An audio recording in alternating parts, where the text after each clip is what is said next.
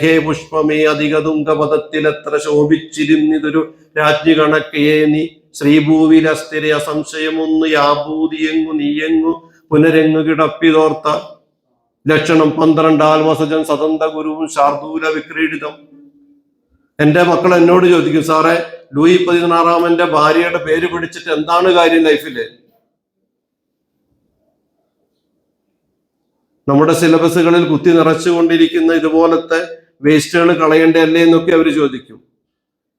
ജെൻസി എന്ന് പറയുന്ന life success ആക്കാൻ ആഗ്രഹിക്കുന്ന ഈ തലമുറയ്ക്ക് ഒരുപാട് കാര്യങ്ങൾ ചെയ്യാൻ സാധിക്കും.